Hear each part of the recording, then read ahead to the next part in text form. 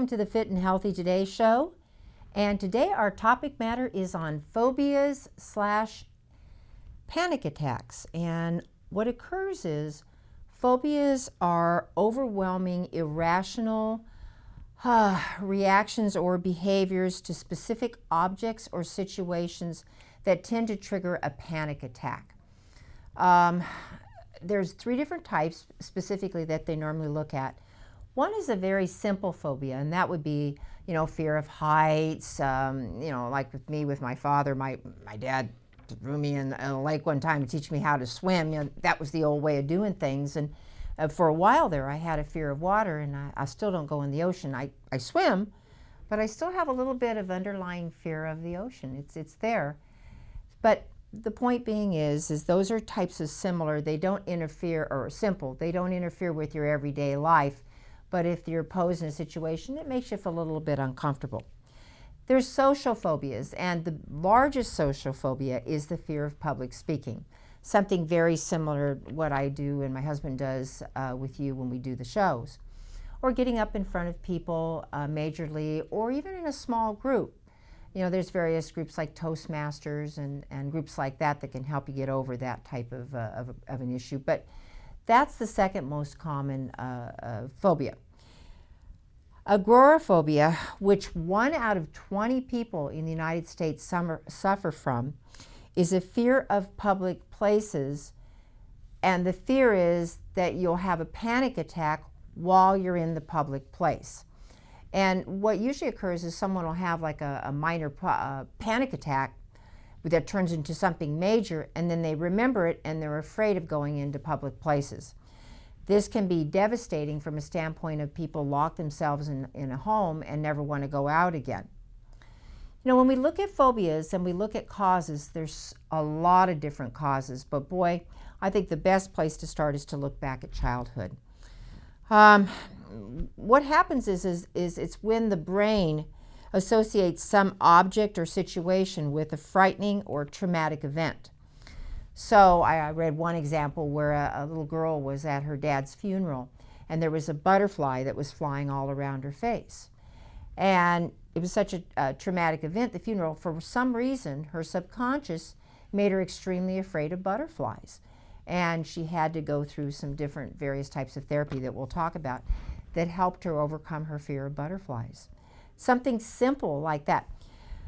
Very, very common are parents that tend to be overbearing or require a lot of their children. They're overprotective, they're pushy, trying to get their kids to do things, and it makes the kids in a constant fight or flight mode.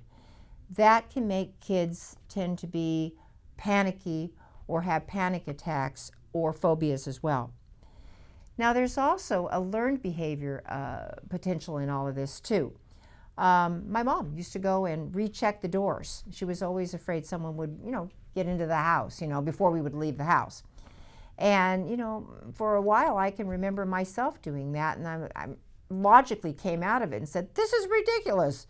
I check it once, I check it twice, that's enough, So that's an acknowledgement of a phobia, but you can learn those behaviors from your parents, and then that of course then transfers into adulthood. And then when the rational mind comes up, or through therapy, getting you through those specific types of events is necessary. In my case, my rational mind just took over and said, this is ridiculous. Nutritional imbalances. Now, mind you, the brain is a chemistry lab, and it has essential fatty acids. It requires certain vitamins, certain minerals, nutrients, foods, good solid, good foods, the body's ability to eliminate. When those are missing, the brain does not function properly. And therefore, when the brain doesn't function properly, your view of life, your behavior, all of that is affected. So those nutritional deficiencies in getting adequate amounts of good nutrition, vitamins, minerals, essential fatty acids, particularly DHA and EPA, early on in life are very, very necessary. We'll sometimes see these nutritional deficiencies will trigger permanent or not so permanent thyroid problems, hypoglycemia, which in turn also cause brain issues as well, because your brain continually needs sugars.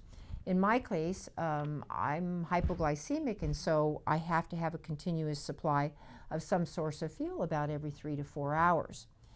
If the brain doesn't function right, it can send you into those type of, panicky or those types of feelings. Allergic reaction to certain foods, food additives, or chemicals. Red dye number 40 is a huge one that can trigger phobias or panic attacks because it literally is like short-circuiting the brain. It's what we call an excitotoxin in the brain, and there are various chemicals that do that. MSG, the same type of thing, that affects the neurotransmitters in the brain.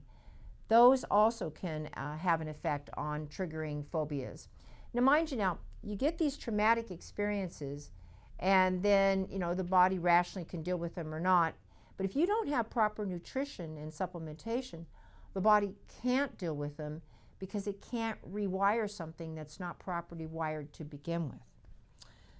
I think, I hear doctors say you can get everything from your food. And nowadays, maybe 75 years ago, you could. Nowadays, you can't. So when we go over some of the supplements, I'll spell out the things that I'm kind of concerned with that you may not get from your food that do affect your brain. Now, besides nutritional therapy and supplements, which we'll talk about later on in the show, there's various treatments that I want to make people aware of. Since we've got 1 in 20 people out there in the audience locked up, and we've got probably, I think more than that, about 20 to 30% of people that have fears or phobias, some of which do interfere with their life. The first most common long-term used procedure was something called progressive relaxation techniques. And you'd go back to the psychologist or counselor, and they get you to relax, try to relive the experience, try to retrain the subconscious to deal with it. Long, drawn-out process, successful. But there's since been a new type of procedure that a lot of psychologists use called neurolinguistic programming. And they'll use a keyword or a cue or something that will bring the brain into instant relaxation. When I do my meditation, for example, there's certain words that I use that within about 30 seconds, I can be completely in a meditative state. They're cue words or keywords. So you can be in a public place and just remember that key or cue word, and all of a sudden you say it and you say it, and if your subconscious is so programmed, it will bring out that relaxed state. Kind of cool stuff. You can do that on a lot of different things. Educational kinesiology. Now, this is actually using body parts to know that you can trigger certain other responses. Like, for example, when I'm in a real high stress state or I'm a little bit panicky, a kinesiology move would be, for example, and we've done this before in the show, is to grab right at the side, right above my eyebrows, that indention, and to massage that area for a good 30 to 60 seconds. What that's going to do is it tells my brain to bring me into frontal lobe, cerebrum, thought processes, which are very logical and down to earth, and out of that panicky kind of feel that you'll get with the limbic brain. That's what we refer to as kinesiology or educational kinesiology. Acupressure. We have various pressure points on the body. And interestingly enough, right here in our sternum, where we learn when we're doing CPR, you can place your 4 fingers there and you can compress that area and hold it. And it literally releases certain types of hormones, neurological response that can bring you into a more relaxed state and prevent that triggering of that panicky kind of feeling. So, as you're approaching and you're winding around the hills and you're afraid of heights, bringing you into a logical brain, knowing you got a good car and new tires and you got a good driver at the wheel, you can do various educational kinesiology or acupressure points that can alleviate physiologically your fear or panic attack triggering. Counseling, we talked a little bit about a few of the other techniques, but oftentimes getting to the nitty-gritty of why, like the little girl that was afraid of the butterflies, they did some hypnosis and got to the bottom of what the problem is. Sometimes getting to the bottom, once you know what it is, you can deal with the problem, and the counselor can bring some of that out.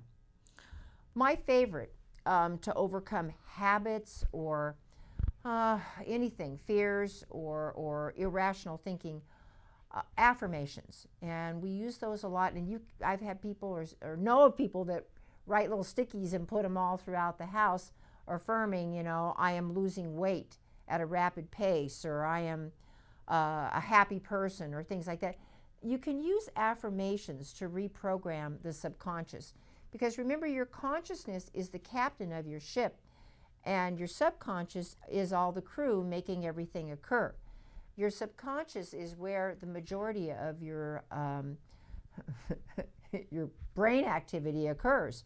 So very minorly in the conscious behavior. So the subconscious is your habits, how you handle things, the same things you do over and over again, and reprogramming that, oftentimes they say takes between 2 to 4 weeks, some people longer.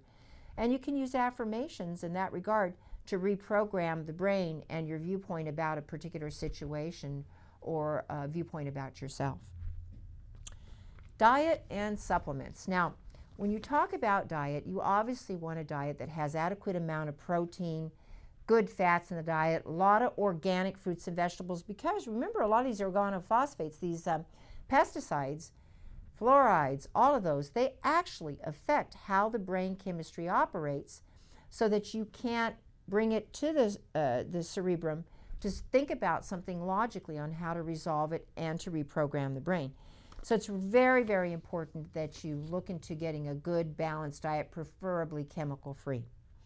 A good multiple high in Bs. Now remember, the Bs physiologically help you deal with stress, and obviously phobias, panic attacks are stress-inducing. So those B vitamins, especially B12, B6, B1, B2, they help you deal with physiologically the stress. Calcium, magnesium, the citrate forms, they relax the muscles, they relax the nervous system. You're going to have a very uptight person if you're calcium, magnesium deficient, but not the carbonates. We're talking about the citrate forms that'll relax the muscles and the nervous system as well. There's a lot of good studies on inositol. So when you're looking at that, I know you'll see on the flyer it's anywhere from 6 to 12 grams, and that's quite a bit of it, and you can get it in powders.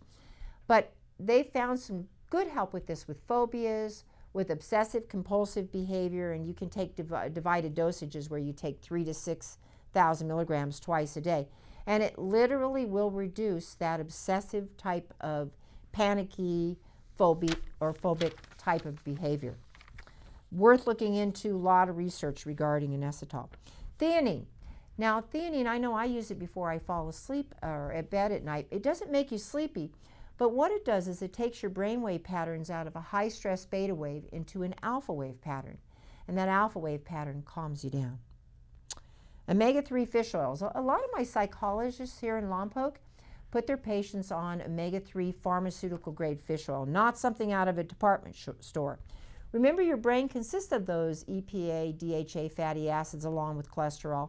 So it's very, very important to keep those fatty acids up. 5-HTP. A lot of, for panic attacks or for phobias, they'll put you on Prozac or some type of antidepressant. 5-HTP will induce serotonin production and therefore aid and abet the body's ability to oftentimes deal with stress, make you feel more joyful. That's something to consider, especially before bed, in order to help the sleeping patterns. There are a series of herbs that I have listed down. There's the nervine classifications, which include valerian and hops and chamomile and passion flower. Those are herbs that calm the nervous system down. And in low dosages, you can take them in the daytime, higher dosages before you go to bed at night. Take away some of that panicky kind of feeling. Ashwagandha. Now, this had clinical research in India, and it's kind of the go-to herb for phobias which lend themselves to panic attacks. Ashwagandha, 500 milligrams 3 times a day in an extract form, suppresses cortisol stress hormones, so you don't or tend not to overreact to situations that you're exposed to. Kava kava. Now, I know there was a lot of controversy about kava kava that regarding liver issues, but that was proven to be false. The only warning I have with kava kava is you can't drive a car or operate a motor vehicle when you take it, and you do not take it with alcohol. There can be some contraindications regarding kava kava. But it can very much calm things down in low dosages, in an extract form where you're getting a standard amount. And you can use it, particularly like it at night, but in very low dosages during the day. There's a lot more that I could discuss or go through regarding this, but that's just the highlights of it. You know, you can research it on your own and probably get a little bit more information, but at least I've got you going in the right direction if you do suffer from something like this. Next, we're going to be moving on to the exercise fitness portion of the show. I'm going to work on some breathing. Thank you.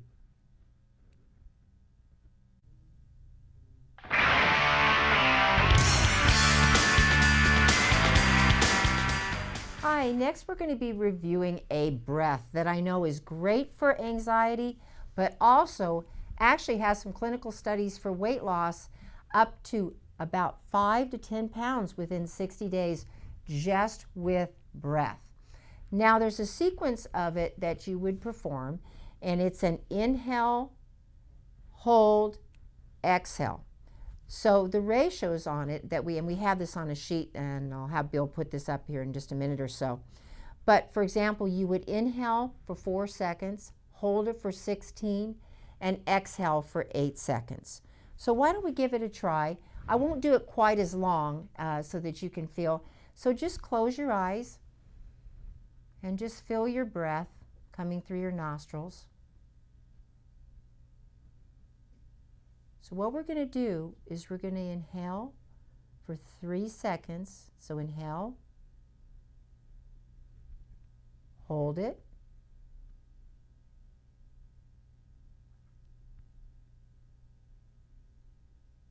now exhale it,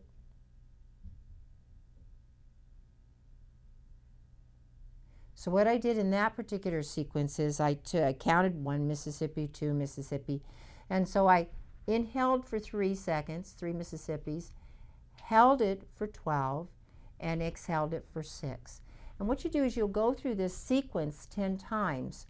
Your body will become calm, but it does metabolically increase your body's ability to burn off fat. So you'll do 10 rounds of what we just did, and 3 times a day, morning, noon, and evening, and you'll find yourself much more relaxed, but better able to burn off fat. Next, please join us for the research portion of our show. Thank you.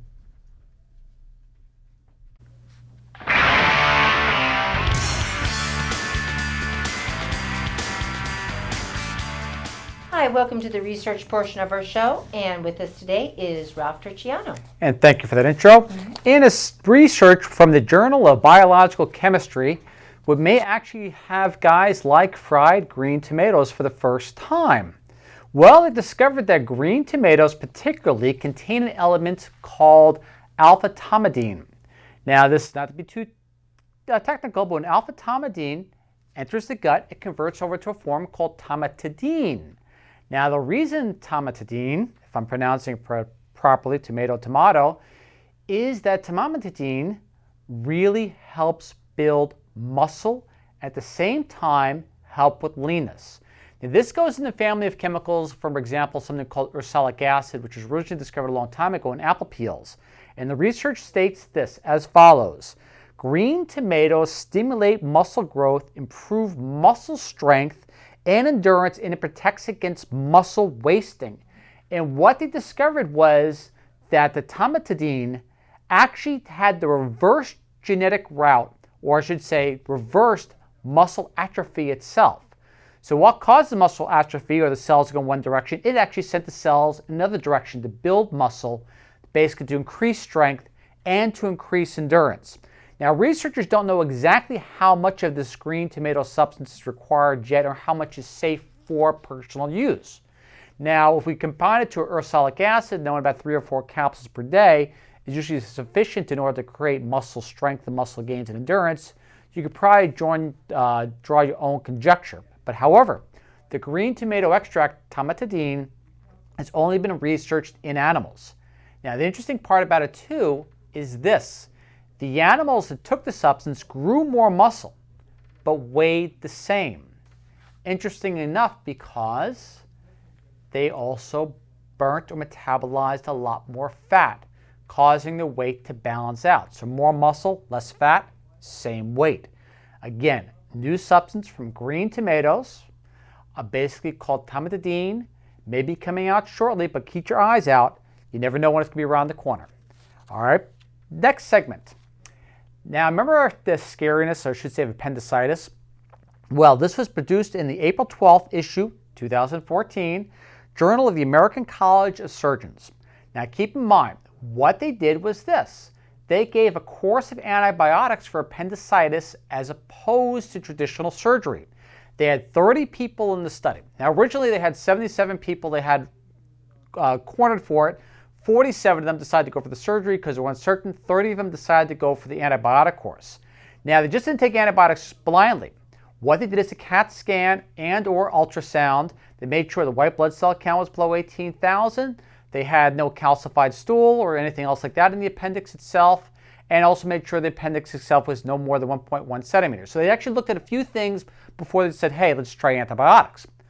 Well, in the antibiotic group, and they didn't state which one they used, 93% of the 30 children got better within 24 hours, or I should say showed improvement. Only 3 of that 30 ended up having an appendix removed altogether. Now that is pretty much a solid breakthrough. Now to add more to it, it's only a pilot project and they need to do more projects in order to look at it and see exactly if this is something that you recommend on a regular basis. But it does mimic the European studies. Europeans have done the exact same thing and they found the exact same results.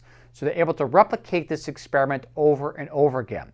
So if the options are available and there's nothing as far as a rupture or abscess or anything else like that in the appendix that shows up in a CAT scan or ultrasound, it may be something you can consider with caution with a qualified medical professional. After that, we look at the whooping cough. Now, whooping cough vaccine seems to be having a new challenger. What occurred, and this happened actually last year. All right, your vaccine normally contains the Bordetella pertussis toxin and the filamentous haemagglutinin toxins. You normally have 3 different types of pertussis whooping cough in the vaccine itself. However, due to the fact we've been beating this virus, or should say bacterium, over the head for years with the exact same 3, we've now caused the evolution of an entirely new strain of whooping cough, and this one is called pertactin-free strain. So, what they did in Australia, they noticed that 80% of the cases that were basically coming down with whooping cough all had this pertactin-free strain, meaning not necessarily that you have a vaccine failure, but the vaccine itself has become obsolete.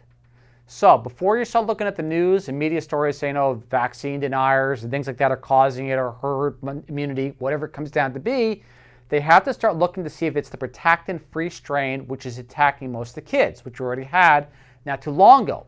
Now, the researcher said, quote, and I want to say exactly where this was mentioned. It was published in this issue of the Emerging Infectious Diseases, again, being April 2014. They said, quote, the fact that they have risen independently, because you have that pertactin-free strain now in the United States, Europe, and Australia, the fact that they have risen independently in different countries suggests that this is in response to the vaccine. So yes, they're trying to say the vaccine spurred the evolution of another dominant strain of pertussis. So instead of using the same old vaccine over and over again, get the government on board, start looking at different types of ways to increase this pertactin-free immunization if possible, if it even works. Otherwise, if the risk to benefit ratio doesn't match for this vaccine, why bother? It just did nothing more than a lucky rabbit's foot. So again, pertactin-free strain, now in the United States, now in Europe, and obviously well embedded in Australia. And now to SSRIs in pregnancy. It wasn't too long ago, a few weeks ago actually, being April 2014, they said SSRIs, or antidepressants I should say, made no difference in pregnancy. Well, last week they came to a different conclusion.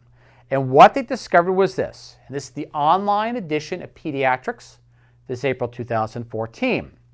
They found out that pregnant women who were taking antidepressants, particularly the class SSRIs, were 3 times more likely to have a child with autism spectrum disorder. 3 times more likely. So yes, antidepressants do make an impact in the first trimester. And then, if taken to the 3rd trimester itself, the children also developed developmental disorders, the strongest in the 3rd trimester on its own. We found, and this is a quote from the researchers, we found prenatal SSRI exposure was nearly 3 times as likely in boys with autism spectrum disorder relative to typical development, with the greatest risk, when exposure took place during the 1st trimester. SSRIs were also elevated among boys with DD, what they call developmental disorders, with the strongest exposure in the 3rd trimester. Also stating, serotonin is critical to early brain development. Exposure during pregnancy to anything that influences serotonin levels can have a potential effect on birth and developmental outcomes. The prevalence of autism disorders, spectrum disorders, continues to rise. This is possibly one potential reason. Now, the researchers also note that maternal depression is also a hazard in itself. However, though, this is definitely now a known. So if there's a concern about autism spectrum disorders, it is something truly to look at as far as whether it's really worth it or not. Feeling a little down may not justify taking an SSRI. Now, also the study too was conducted with over 1,000 children. All right, and the population-based control study was at the University of California, Davis, what's called the Mind Institute. The researchers broke the data down into 3 groups, so this was a well-designed study itself. And it was on the online edition of Pediatrics. Again, a few weeks ago, they said it didn't make any difference. However, it does make a significant difference altogether. And I think that's about all the information I have available. Okay, thank you very much. Once again, do your research. We've given you nice places to start. Take your health into your own hands. Seriously, look at this research. You can confirm. You can look at healthresearchreport.me for most of the information that Ralph has provided to you on these particular research articles. Thank you very much for joining our show. We appreciate it.